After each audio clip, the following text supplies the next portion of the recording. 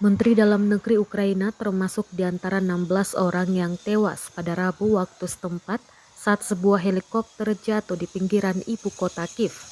Kecelakaan itu turut membakar tempat penitipan anak yang dipenuhi dengan anak-anak kecil.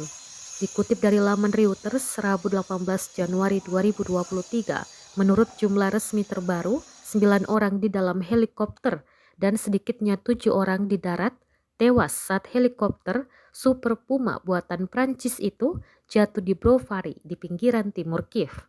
Setidaknya 3 anak termasuk di antara korban tewas, sementara itu puluhan orang lainnya terluka, termasuk anak-anak. Banyak di antara mereka yang menderita luka bakar. Seluruh sisi bangunan pun hangus, puing-puing pun berserakan di taman bermain, sedangkan di sebuah halaman tergeletak beberapa staf Kementerian Dalam Negeri yang tewas. Seragam biru dan sepatu bot hitam mereka terlihat dari balik selimut foil yang menutupi tubuh mereka.